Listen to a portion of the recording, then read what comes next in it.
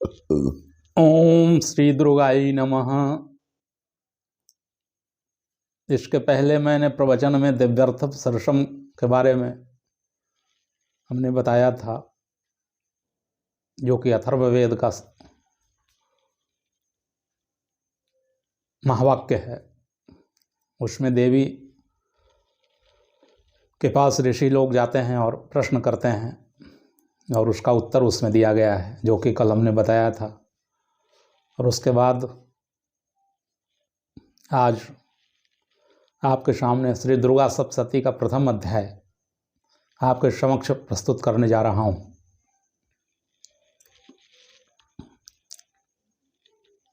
जिसमें राजा सुरथ और समाधि नाम का वैश्य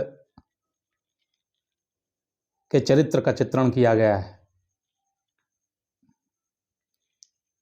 लेकिन उसके पहले विनियोग और प्रार्थना। अगर इस अध्याय का कोई पाठ करना चाहे या किसी भी अध्याय का पाठ करना चाहे तो हाथ में जल लेकर के और इस मंत्र का विनियोग करना चाहिए।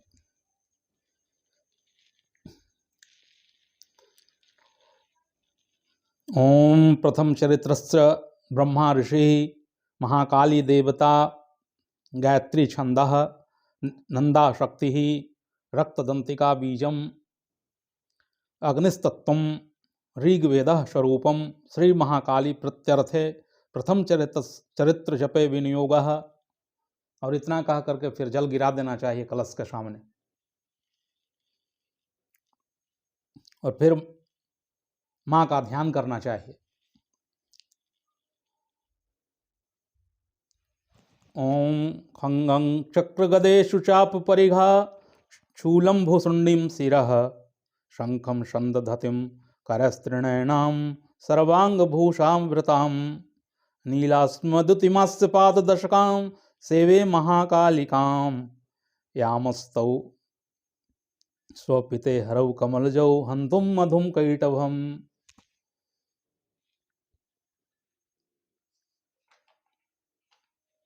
ओम नमश्चंडिकाय मार्कंडेय उवाच।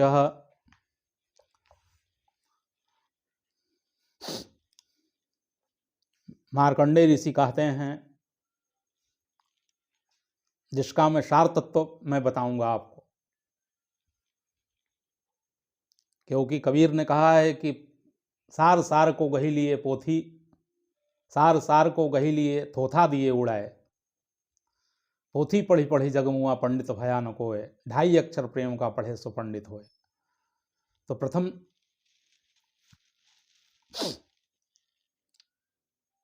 अध्याय का रहस्य जो है उसको जान लेना अत्यंत आवश्यक है।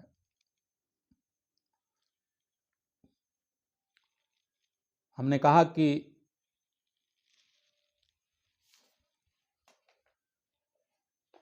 मार्कंडेय ऋषि कहते हैं कि बहुत पहले क्या हुआ कि सूर्य का पुत्र सावर्णी, जो कि 8वें मनु कहे जाते हैं, उनकी उत्पत्ति की कथा विस्तार पूर्वक सुनाते हुए कहते हैं कि सूर्य कुमार महाभाग सावर्णी भगवती महामाया के अनुग्रह से जिस प्रकार मनवंतर के स्वामी हुए, वही प्रसंग सुनाता हूं।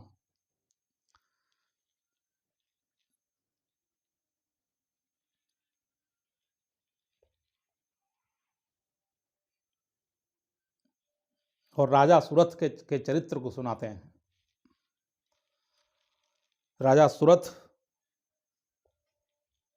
बहुत चैत्र वंश में उत्पन्न हुए थे और बड़े ही प्रतापी राजा थे, बड़े अनुशासन प्रिय थे, दंड प्रिय थे, दुष्टों को दंड देने में सक्षम थे,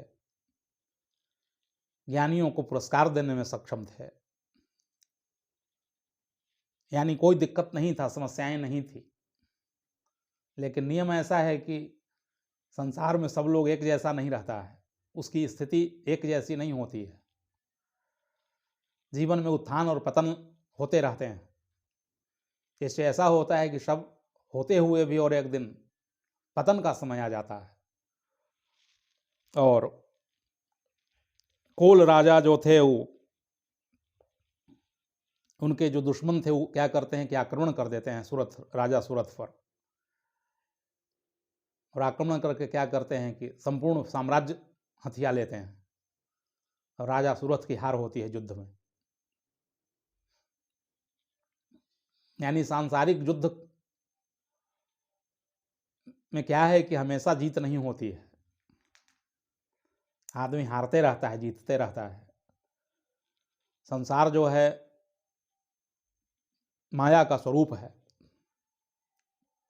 देवी कहती हैं कि मैं ही हूं माया, क्या देवी सर्वभूता भूतेषु माया रूपेण संस्थिता, नमस्तस्यै नमस्तस्यै नमस्तस्यै नमो नमः। तो माया परिवर्तनशील है, माया एक जैसा नहीं रहता है।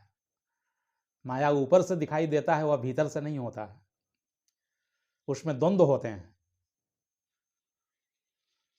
कभी लाभ होता है, कभी हानि होती है, कभी जय होता है, कभी पराजय होता है।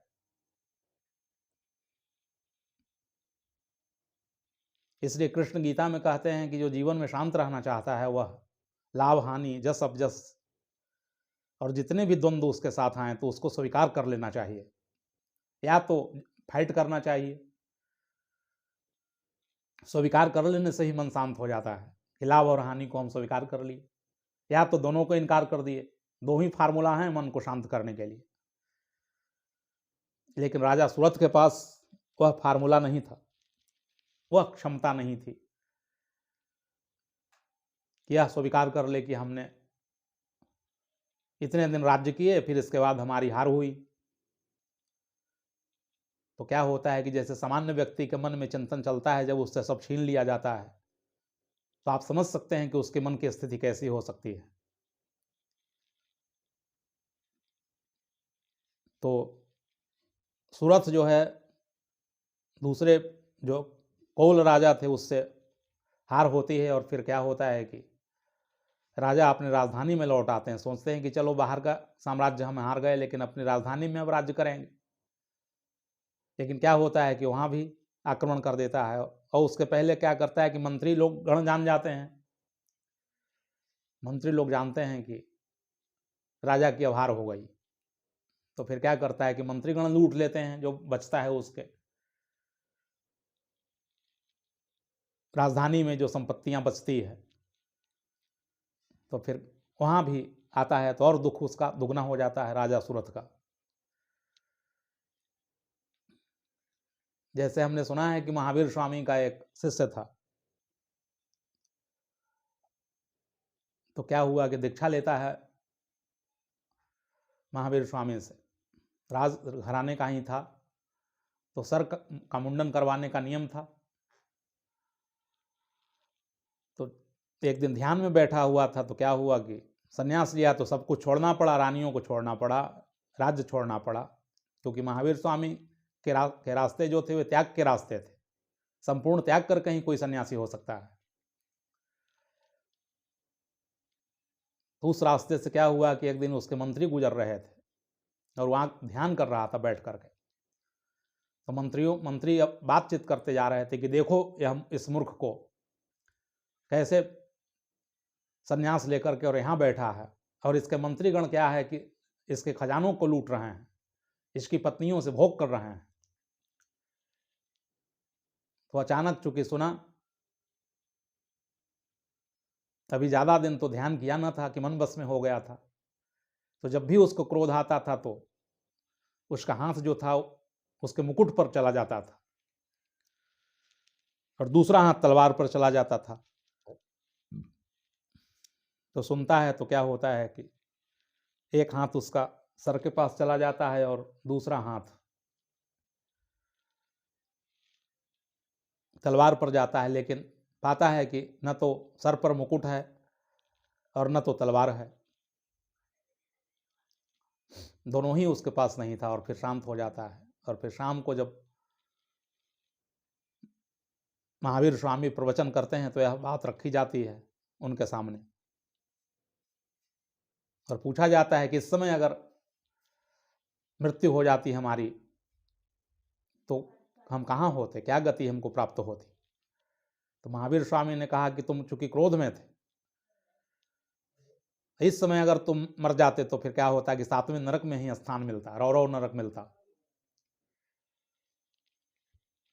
इसलिए गीता कहती है कि त्रिपदम नरकस्य द्वारम नाशनम आत्मनः कामः क्रोधस्तथा लोभः तस्मादेत्रयम् त्यजेत्। तो क्या होता है कि इसमें सुरथ राजा जो था उसमें द्वंद्व जागृत होता है, भीतर तृष्णा जागृत हुई होगी, हार से जो भाव उत्पन्न होते हैं मन में, खिन्नता, खिन्न हो गया होगा। तो फिर क्या करता है कि जब आदमी खिन्न होता है तो फिर जाता कहाँ है? क्या करता है कि ऋषि के पास जाता है, मेधा ऋषि उनका नाम है, उनके पास शांति प्राप्त करने के लिए जाता है। कि जाते समय ही रास्ते में एक और आदमी मिल जाता है उसको, जिसका नाम समाधि था। वह वैश्य वर्ग का था, वैश्य वर्ण का व्यक्ति था। उसकी समस्या भिन्न थी। राजा की समस्या यह थी कि इसका साम्राज्य छीन लिया गया था, धनहीन हो गया था।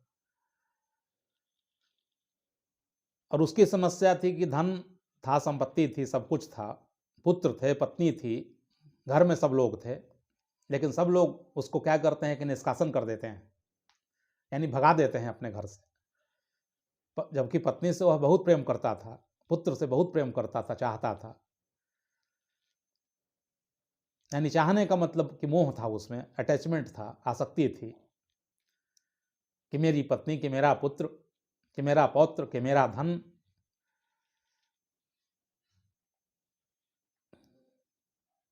तो इधर क्या होता है कि राजा सूरत को तो बाहर वाले निकाल देते हैं, बाहर वाले निष्कासित कर देते हैं, बाहर वाले धन छीन लेते हैं। और उसकी समस्या थी कि घर वालों ने ही अपमान किया था, घर वालों ने ही निकाल दिया था, घर वालों ने ही धनहीन कर दिया। तो दोनों आपस में वार्तालाप करते हैं कि आप कौन हैं। सूरत से पूछता है, सूरत कहता है कि आप कौन हैं। दोनों अपनी आप बीती सुनाते हैं। और सुनाते सुनाते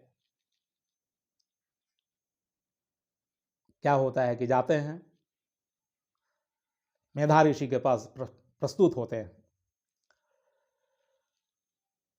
इसका मतलब है कि आप में कोई भी समस्याएं हैं, मानसिक समस्याएं हैं, मोह उत्पन्न हुआ है, सब धन छीन लिया गया है, यानी सब तरह से अगर आप गिर चुके हैं, तो ऊपर उठने में केवल एक ही बात का महत्व हो सकता है, उसका समाधान केवल एक ही है। नाम तो समाधि था उसका, लेकिन समाधान नहीं था उसके पास। समाधान तो केवल संतों के पास होता है, ऋषियों के पास होते हैं। समाधान के नियम उनके पास है। तो मेधा ऋषि तो समाधि को प्राप्त हो चुके थे, उसका नाम केवल समाधि था। और मेधा ऋषि तो ज्ञान को प्राप्त थे, समाधि को प्राप्त थे, भक्ति को प्राप्त थे। उनको तो सीधा मां से दर्शन होता था, मां के भक्त रहे होंगे।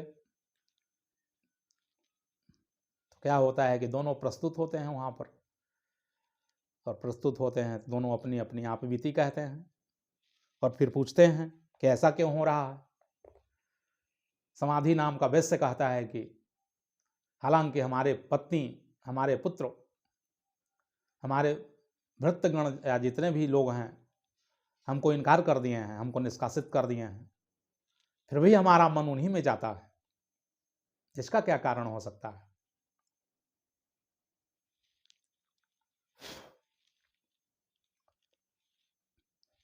तो इसका कारण मेधा ऋषि बताते हैं कि सारे जीव जंतु हैं, उनमें ऐसे गुण धर्म पाए जाते हैं। यानी सारे लोगों में मोह होता है, पक्षियों में भी होता है, पशुओं में भी होता है, सारे जंतुओं में होता है, खास करके मनुष्यों में और प्रबल होता है। इसलिए गोस्वामी जी तुलसीदास ने कहा है कि मोह संपूर्ण व्याधियों का जड़ है। मोह से ही सारे रोग उत्पन्न होते हैं। इसलिए अगर कोई मोह पर विजय प्राप्त कर ले तो संपूर्ण व्याधियों, आदि व्याधियों से ऊपर उठ सकता है। दैहिक, दैविक, भौतिक जितने भी दिक्कतें हैं, जितने भी मानसिक रोग हैं, उन सब के मूल में मोह होता है। मोह का मतलब है पकड़ लेना किसी चीज को, उस चीज की पकड़ करना जिसका कोई अस्तित्व नहीं है, जिसका कोई एग्जिस्टेंस नहीं है। कृष्ण कहते हैं कि नासते विद्यते भावो ना भावो विद्यते शतः। असत वस्तु की सत्ता नहीं और सत्य का अभाव नहीं है। तो सत्य का अभाव नहीं है और असत वस्तु की सत्ता नहीं है, लेकिन जिसकी सत्ता नहीं है उसी को हम पकड़ने की चेष्टा कर रहे हैं। और जो असत है, जो सत्य है, उसको हम नहीं पकड़ना चाहते हैं। तो साधारण व्यक्तियों की ऐसी ही स्थिति होती है, यह सत्य को पकड़ता है और सत्य को छोड़ता है। जैसे गेहूं से भूसा उत्पन्न होते हैं, तो भूसा को कोई पकड़ ले और गेहूं को छोड़ दे आदमी। भूसा जानवरों के लिए तो ठीक है, लेकिन आदमी के लिए तो भूसा की कोई जरूरत नहीं है। भूसा तो जानवर ही खाएगा।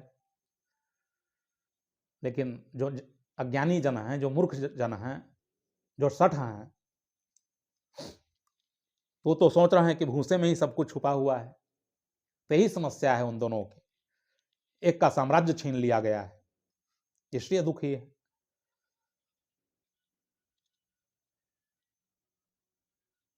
तो फिर मेधा ऋषि कहते हैं कि बोलो ये आपकी समस्या क्या है।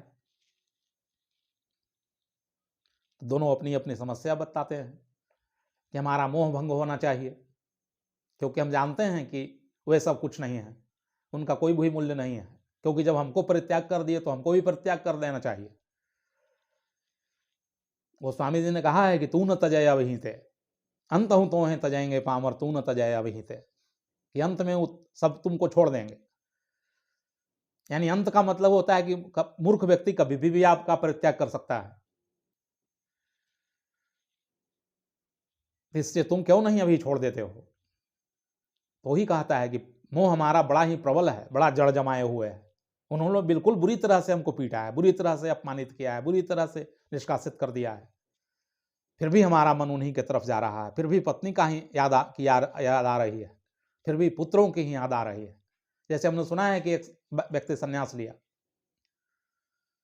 तो आवेश में तो ले लिया क्योंकि कोई महात्मा होंगे प्रभावशाली, तो संन्यास तो ले लिया। फिर क्या हुआ कि 2-4 साल बीता तो एक दिन रो रहा था एकांत में। तो उनके गुरु देख लिए कि रो रहा है, लगता है कि कोई आश्रम में कोई डांट फांट कर दिया होगा। तो एकांत में जाकर के पूछते हैं कि तुम रो रहे हो, क्या बात है, कोई डांट तो नहीं दिया है, कोई बोला तो नहीं है, हम उससे पूछेंगे। तो फिर शांत होकर के कहता है कि नहीं महाराज, ऐसी कोई बात नहीं है। मूल रूप से बात यह है गुरुदेव की, जब हम संन्यास लिए थे तो हमारे छोटे छोटे बच्चे थे, तो उनकी याद आ रही है। इसलिए क्या हुआ कि बहुत याद आ रही थी, इसलिए आंखों से आंसू गिर रहा था, इसलिए हम रो रहे थे। गुरु ने कहा कि कोई बात नहीं है, अभी तुम संसार को नहीं जानते हो, बिना संसार को जाने ही तुम यहां आ गए, सत्य के मार्ग पर तुम आ गए। अभी असत्य को तुम नहीं जानते हो, अभी माया को भी तुम नहीं जानते हो। इससे शिष्यों से कहते हैं कि इसका 2 वस्त्र सिलवाओ जो पहन करके पहले पहले आया था, और इसको पुनः पहुंचा दिया जाए घर। तो उसकी तो कम से कम यह स्थिति थी कि जब पहुंचा तो घर वाले प्रसन्न हुए होंगे, लेकिन समाधि नाम का वैसे है, इसकी स्थिति उल्टी है, विपरीत है। समाधि नाम है लेकिन समाधि को प्राप्त नहीं किया है। वही मेधा ऋषि जो है देवी की कथा सुनाते हैं।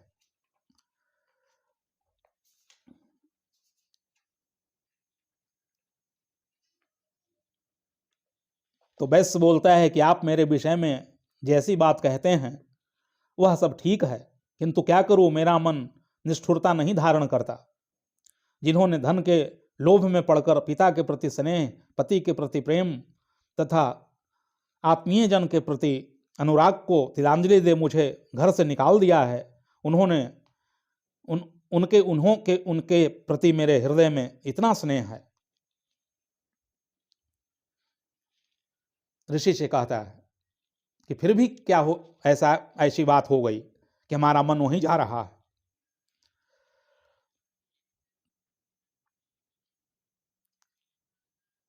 राजा अपने वर्णन करते हैं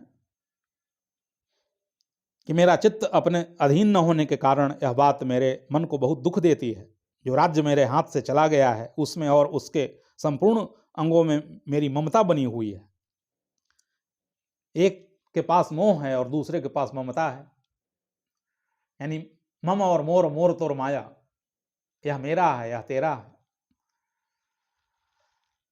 जब ऐसी भावना प्रगाढ़ हो जाती है तो इसको ममता कहते हैं, मोह कहते हैं, आसक्ति कहते हैं, तादात्म्यकरण कहते हैं, आइडेंटिफिकेशन कहते हैं। तो दोनों अपनी अपनी बातें रखते हैं, कुल मिलाकर के दोनों की समस्याएं एक ही हैं। निष्कर्ष के रूप में कहा जा सकता है कि दोनों की बीमारी एक ही है। उस मोह को हम काम कह लें, कि क्रोध कह लें, कि लोभ कह लें, कि अहंकार कह लें, कि कंपेटिशन कह लें, कि प्रतिस्पर्धा कह लें, कि हम और राजा होते, हम गरीब क्यों हो गए। दोनों समस्याओं को रखते हैं।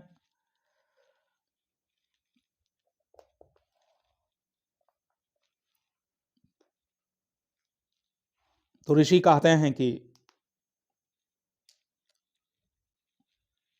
यह सब जो हो रहा है उसका कारण तुम नहीं जानते हो। यह महामाया भगवती का ही किया हुआ है, क्योंकि महामाया भगवती चाहती हैं तो उसको गिरा देती हैं और चाहती हैं तो ऊपर उठा देती हैं। इससे इसके विषय में तुमको सोचना नहीं चाहिए, क्योंकि उनमें तो इतनी शक्ति है कि ज्ञानियों को भी बलपूर्वक चित्त को खींचकर और मोह में डाल देती हैं। तुम तो साधारण व्यक्ति हो, तुम तो साधारण वैश्य हो, यह तो राजा है। ज्ञानियों के जब मन को नीचे गिराया जा सकता है, इससे इसमें चिंता करने की कोई भी बात नहीं है। और फिर कथा सुनाते हैं माता की।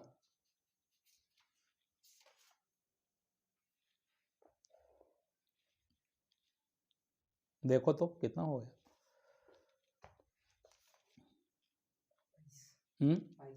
10 रहने दो, 1 मिनट।